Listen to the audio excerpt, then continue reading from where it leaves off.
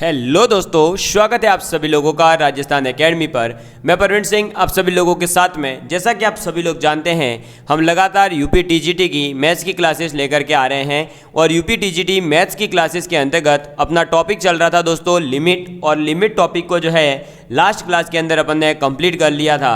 उस limit topic के साथ में ही अगर आप सिलेबस में देखेंगे तो आपके लिखा हुआ है सातत्य भी आपको आनी चाहिए। सातत्य का मतलब है फंक्शंस की कंटिन्यूटी चेक करना आना चाहिए। और साथ में लिखा है कि जो सतत फलन होते हैं यानी जो कंटिन्यूअस फंक्शन होते हैं उनकी कुछ विशेषताएं भी बताइए, मतलब विशेषताएं क्या क्या होगी। और असातत्य और इसके प्रकार यानी डिसकंटिन्यूटी अगर है तो डिसकंटिन्यूटी के आपको टाइप्स भी बताने हैं और ये भी बताना है डिसकंटिन्यूटी कब होती है। तो अल्टीमेटली अगर हम देखें तो हमें कंटिन्यूटी जो टॉपिक है उसे पढ़ना है। ठीक है, तो आज हम पढ़ने जा रहे हैं मैथ्स के अंदर कंटिन्यूटी टॉपिक के बारे में, जिसे हिंदी में कहा जाता है सातत्य। क्या कहा जाता है दोस्तों? सातत्य कहा जाता है। अब कंटिन्यूटी के अंदर हमारा सबसे पहले हम ये समझेंगे कि कंटिन्यूटी होती क्या है, फिर हम मैथमेटिकल इसकी डेफिनेशन और फिर आगे हम बात करेंगे।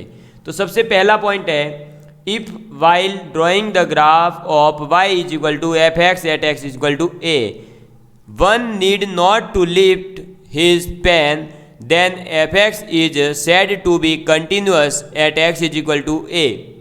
तो ये है आपकी डेफिनेशन की कंटिन्यूटी को आप समझने के लिए। ये डेफिनेशन ये है कि if while drawing the graph y is equal to F X यानी y is equal to F X, आपके पास में सपोज करिए कोई फंक्शन है, उस फंक्शन की आप कंटिन्यूटी चेक कर रहे हैं किसी point x is equal to a के ऊपर। तो आप क्या करेंगे, उस x is equal to a पर उस y जो बराबर एफ एक्स आपका फंक्शन दे रखा है, अगर आप इसका ग्राफ बनाते हैं, ये रहा देखिए ग्राफ। तो ये जो ग्राफ है, ये ग्राफ जब बन रहा हो तो इस ग्राफ के अंदर अगर आप लोगों को कहीं पर भी इस ग्राफ को पूरा बनाते वक्त पेन उठाने की ज़रूरत नहीं पड़े, need not to lift his pen, यानी आपको अगर पेन उठाने की ज़रूरत नहीं पड़ी, आपने स्मूथली ऐसे या आपने ऐसे या आपने ऐसे एक स्मूथली ग्राफ बना दिया बिना पेन उठाए, तो आप उस फंक्शन को उस point x is equal to a के ऊपर कंटिन्यूअस कहेंगे। क्या कहेंगे? कंटिन्यूअस कहेंगे। यानी ये एक फंक्शन कंटिन्यूअस फंक्शन कहलाएगा x is equal to A point के ऊपर, अगर हमें किसी भी प्रकार के पेन को उठाने की ज़रूरत नहीं पड़ती है तो। ठीक है, अब आगे अगर हमें लेकिन पेन उठाने की ज़रूरत पड़ गई तो आप डिसकंटिन्यूटी कहेंगे। तो if one has to lift his pen while drawing the graph at x is equal to a, then function is said to have a break or discontinuity at x is equal to a। और अगर x is equal to a point पर आपको pen उठाने की ज़रूरत पड़ गई या आपने जो ड्राइंग करते वक्त पेन उठा दिया, तो आप ये कहेंगे कि इस पॉइंट के ऊपर आपका फंक्शन डिसकंटिन्यूअस है। कैसे? तो ये डायग्राम है, सपोज करिए पहली ब्रांच ग्राफ की ये आ गई, फिर आपने इस पॉइंट पे आकर के रोक दिया, उसके बाद में ये ग्राफ इधर से इधर तक नहीं है डिवाइड, फिर ये सीधा आगे जा रहा है। तो इसका मतलब क्या हुआ, आपने इन दोनों के बीच में जो ये गैप है यहाँ पर पेन उठाया ही होगा, ये गैप है ना यहाँ पर। तो ये जो गैप है तो ये क्या हो गया, एक तरह से ब्रेक आ गया, और गैप है तो इस गैप की वजह से इस फंक्शन की क्या हो जाएगी, डिसकंटिन्यूटी हो जाएगी। समझ में आ गई बात? तो कंटिन्यूटी क्या है, जिसके अंदर आप जब भी ग्राफ बना रहे हैं तो किसी प्रकार के आपको पेन को उठाने की ज़रूरत नहीं पड़ रही है और आपका डायरेक्ट स्मूथली ग्राफ बनकर तैयार होता है। अगर आपने पेन उठाया है तो इसका मतलब उसमें ब्रेक आया होगा, तो ब्रेक आ रहा है तो इसका मतलब वो फंक्शन डिसकंटिन्यूटी शो करेगा उस particular point x is equal to a के ऊपर। अब ए कुछ भी हो सकता है, एग्जाम्पल टू एग्जाम्पल वेरी करेगा। यहाँ हमने सिर्फ एक एग्जाम्पल लेकर के समझा है कि x इज इक्वल टू ए अगर होता है तो क्या होगा, वो ए की जगह 1 हो 2 हो 3 4 हो, क्या फ़र्क पड़ेगा, कोई फर्क ही नहीं पड़ने वाला। ठीक है, समझ में आ गई बात? क्लियर है आप सभी लोगों के लिए? चलिए अब बात करते हैं हम आगे। तो तो आगे आ जाता है आपका फॉर्मूलेटिव या हम कह सकते हैं मैथमेटिकल जो डेफिनेशन है कंटिन्यूटी की, उसके बारे में। जो आपकी मैथमेटिकल डेफिनेशन भाई अभी तक पीछे जो पढ़ा, उसमें क्या आप हर फंक्शन का ग्राफ बनाने बैठोगे, फिर चेक करोगे कि मैंने जब ग्राफ बनाया था तो पेन उठा कि नहीं उठा। अरे ये है अब वहाँ तक की बात है जहाँ तक आपको समझ ना हो कि कंटिन्यूटी क्या है। लेकिन जब आपको समझ में आ जाए कि कंटिन्यूटी टॉपिक क्या है, तो अब आपको क्या करना पड़ेगा, इसकी मैथमेटिकल या हम कह सकते हैं फॉर्मूलेटिव डेफिनेशन जो होती है कंटिन्यूटी की, उसकी बात करनी पड़ेगी। तो जब हम बात करते हैं फॉर्मूलेटिव या मैथमेटिकल डेफिनेशन की, तो वो आ जाती है कि a function y is equal to F x, एक फंक्शन है y is equal to F X, ठीक है, is said to be continuous at x is equal to a। यानी कि y is equal to F X कोई function है, वो continuous है x is equal to a point के ऊपर। कब? इफ LHL यानी कि लेफ्ट हैंड लिमिट, ठीक है, LHL का मतलब क्या है, left hand limit, left hand limit, और एक मिनट, ये लेफ्ट हैंड लेफ्ट लिख दिया, लिमिट, लेफ्ट हैंड लिमिट, और यहाँ RHL क्या हो जाएगा, तो RHL का मतलब है राइट हैंड लिमिट, ठीक है। तो RHL का मतलब है राइट हैंड लिमिट और LHL का मतलब है लेफ्ट हैंड लिमिट।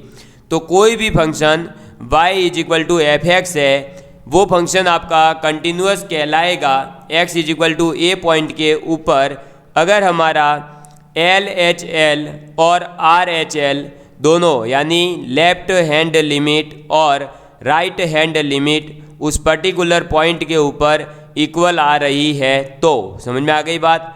तो आपको पता ही है लेफ्ट हैंड लिमिट को अपन a माइनस से रिप्रेजेंट कर सकते हैं और RHL को a प्लस से, तो मैंने लिखा फंक्शन ऑफ a माइनस और function of a plus is equal to हो जाएगा क्या, फंक्शन ऑफ एफ a अगर हो जाए, मतलब right hand limit, left hand limit, और जिस पॉइंट पर आपने ये लिमिट निकाली है वो पॉइंट फंक्शन में पुट करने पर जो वैल्यू आएगी वो तीनों अगर इक्वल आ जाए तो आप कहेंगे कि ये फंक्शन कंटिन्यूअस है। तो ये फंक्शन कंटिन्यूअस कब है, इसका मैथमेटिकल ये याद रखेंगे कि limit of F x at x is equal to a minus is equal to limit of F x at X tending to a plus और f ऑफ a अगर तीनों के तीनों इक्वल आ रहे हैं तो आप ये कहेंगे कि ये फंक्शन जो है हमारा, कौन सा function, y is equal to F x continuous है at x is equal to a। समझ में आ गई बात, क्लियर है आप सभी लोगों के लिए। मुझे नहीं लगता किसी प्रकार की कोई प्रॉब्लम होगी आप लोगों को, नहीं है ना प्रॉब्लम। तो ये याद रह जाएगा, limit x tending to a minus F x is equal to limit x tending to a plus F x is equal to F of a। इसे हम कह देंगे क्या, ये हमारे फंक्शन की कंटिन्यूटी को शो करने की कंडीशन है। तो ये बात आप लोगों को याद रखनी है। इसके बाद में पहला नोट पॉइंट आ जाता है कि if f x is continuous at x is equal to a then limit x tending to a f x exist and equal to F of a।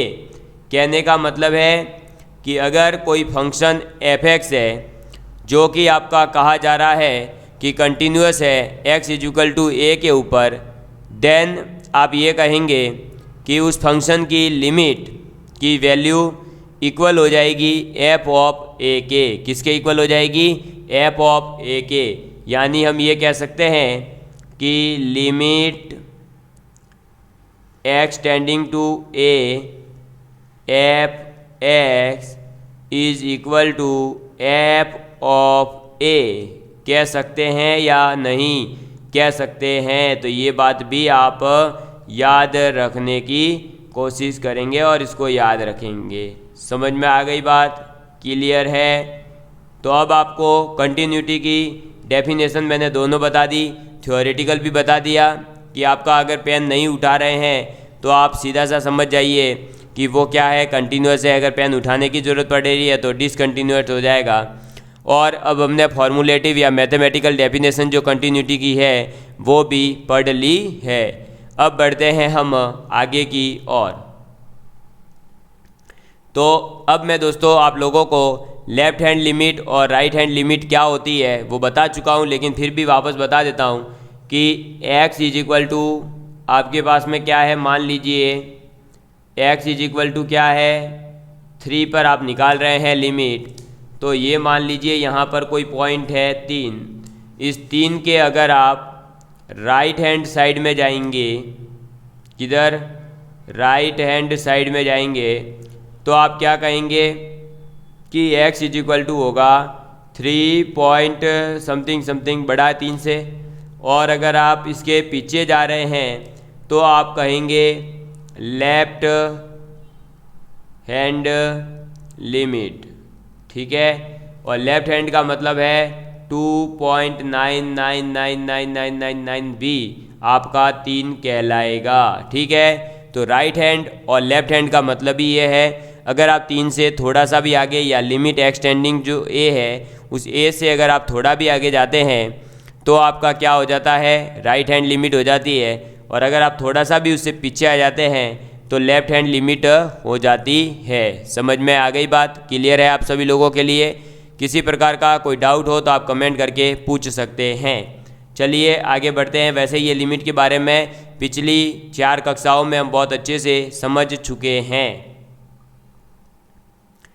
अब दोस्तों जो हमने पहला पॉइंट लिमिट का याद रखा उसी के साथ में कुछ और पॉइंट्स भी आ जाते हैं लिमिट के, जिसमें पहला पॉइंट है polynomial function, rational function, irrational function, trigonometric function, inverse trigonometric function और एक्सपोनेंशियल फंक्शन और लॉगरिथमिक फंक्शन और मॉडुलस फंक्शन। ये कुछ इम्पॉर्टेंट फार्मूलाज हैं या ये हम कह सकते हैं ये कुछ इम्पॉर्टेंट फंक्शंस हैं। और ये जितने भी फंक्शंस मैंने बोले, polynomial, irrational, rational, trigonometric, inverse, exponent, logarithmic और मॉडुलस, ये सभी के सभी कंटिन्यूस होते हैं इन देयर डोमेन्स। ये कंटिन्यूस है इनकी खुद की डोमेन के अंदर। समझ में आ गई बात, क्लियर है आप सभी लोगों के लिए? किसी प्रकार का कोई डाउट हो तो बता देना। फिर नेक्स्ट आ जाता है फोर्थ डेफिनेशन कि फ्रैक्शनल पार्ट ऑफ ए और greatest integer of a is equal to क्या होगा दोस्तों? तो वो डिपेंड करेगा कि आपका ग्रेटेस्ट इंटीजर में जो है आपकी क्या संख्या दे रखी है या हम किसके रेस्पेक्ट में बात कर रहे हैं। यहाँ पर जनरल बात हो रही है तो ग्रेटेस्ट इंटीजर ऑफ एक्स और greatest integer of fractional part of F, ये दोनों के दोनों डिसकंटिन्यूस होंगे। कहाँ पर? इंटीजर के ऊपर, डिसकंटिन्यूस एट इंटीजर, ठीक है। ये बात आपको याद रखनी है बहुत अच्छे से। फिर सिग्नम फंक्शन एक्स है is called discontinuous at x is equal to 0।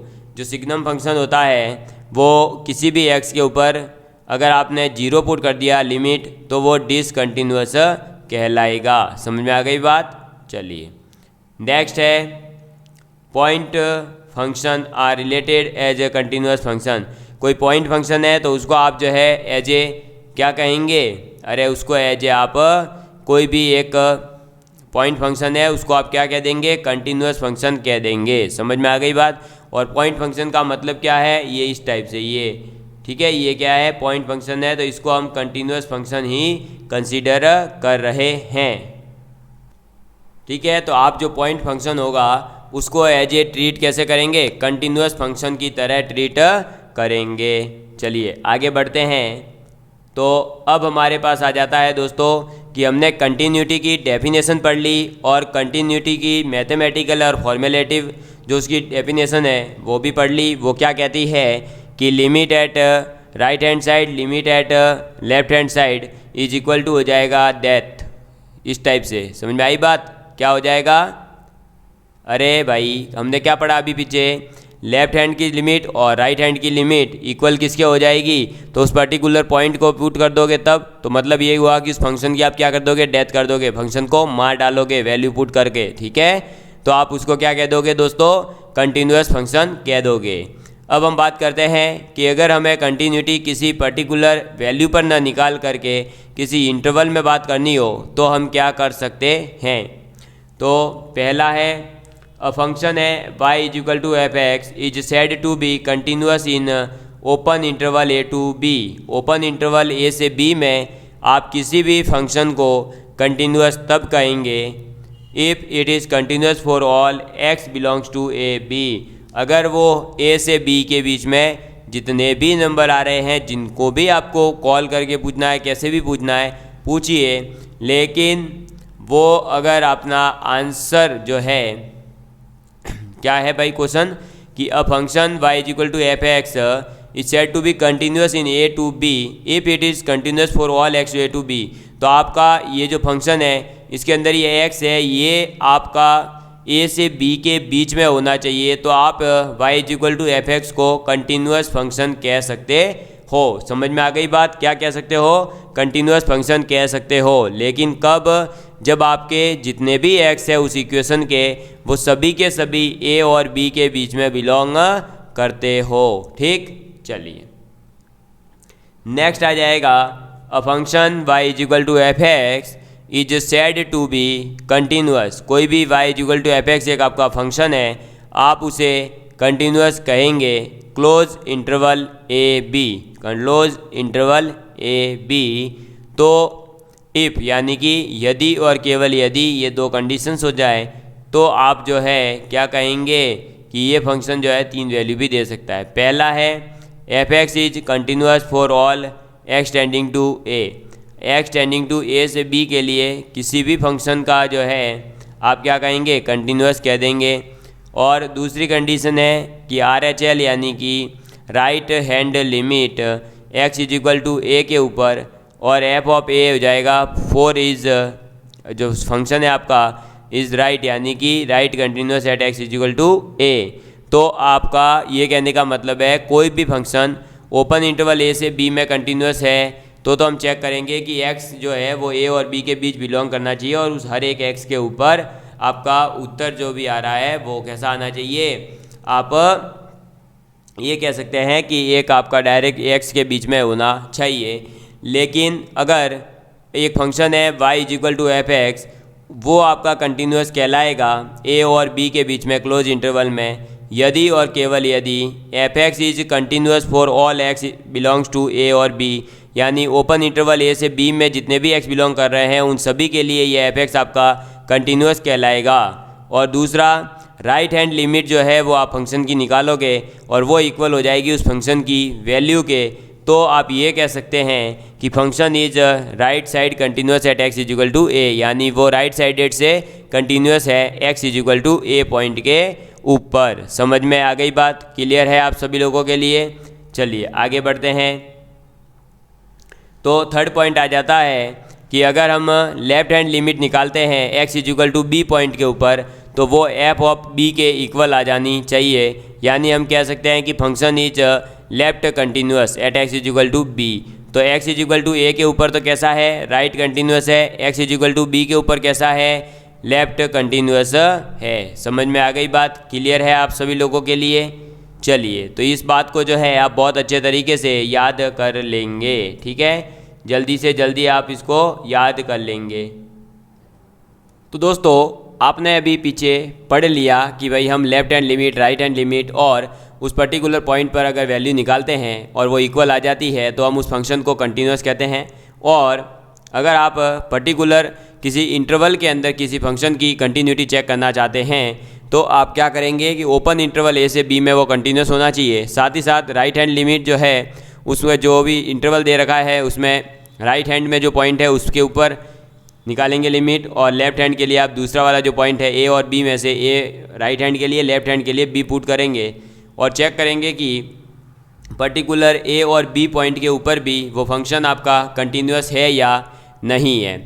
अब इसी प्रकार हम एक क्वेश्चन लेकर के आए हैं, if f x is equal to है आपके पास में कॉस एक्स की पावर कॉट स्क्वायर एक्स जब एक्स नॉट इक्वल टू 0 है, यानी एक्स जब आप 0 से बड़ा और 0 से छोटा ले रहे हो तब तो आपको फंक्शन क्या लेना है, कॉस एक्स की पावर कॉट स्क्वायर एक्स।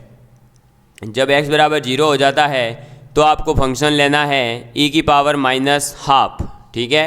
और आपको चेक करके बताना है कि limit continuity of function f x at x is equal to 0, यानी आपको कंटिन्यूटी चेक करके बतानी है कि क्या होगी। तो आपको भी पता है कंटिन्यूटी के लिए सबसे ज़्यादा ज़रूरी क्या है, अब तो ज़रूरी है कि आपको लिमिट निकालना आती हो।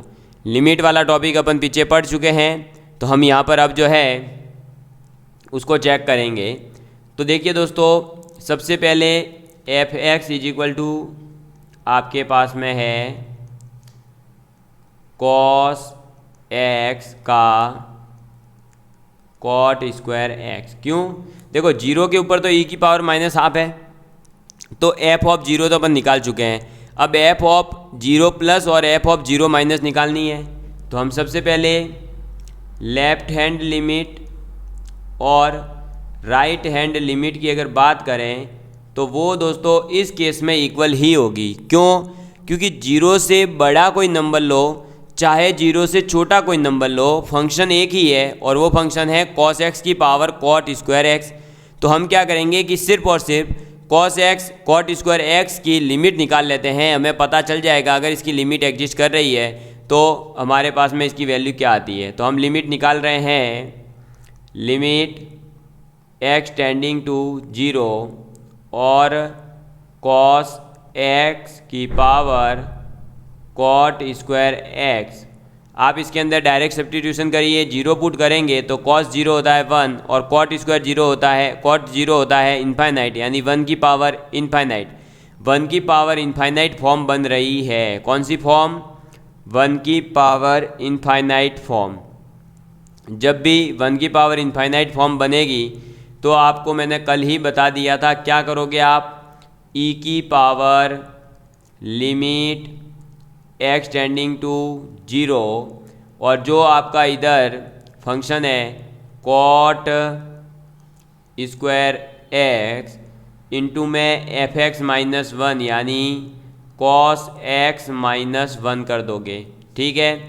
अब इसको आगे सॉल्व करेंगे तो e की power limit x tending to 0 और ये हो जाएगा कॉस एक्स -1 अपॉन में टेन स्क्वायर एक्स, ये हो जाएगा। अब आपको पता है दोस्तों कि एक फार्मूला मैंने बताया था और वो फार्मूला ये था कि 1 माइनस कॉस एक्स अपॉन में एक्स स्क्वायर की लिमिट अगर एक्स टेंडिंग टू 0 है तो होती है 1 अपॉन में 2, ये होती है। तो मुझे ये निकालना पड़ेगा।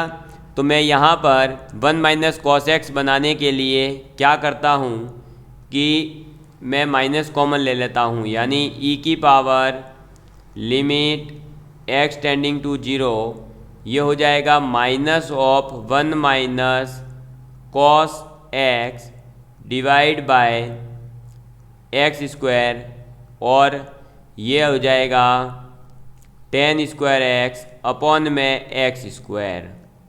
आप ये बताइए भाई कि एक्स स्क्वायर अगर एक्स स्क्वायर वापस कट जाए तो वापस यही आ जाएगा, माइनस अगर अंदर चला जाए तो यही बन जाएगा ना, cos x -1 upon ten square x, यही बन रहा है।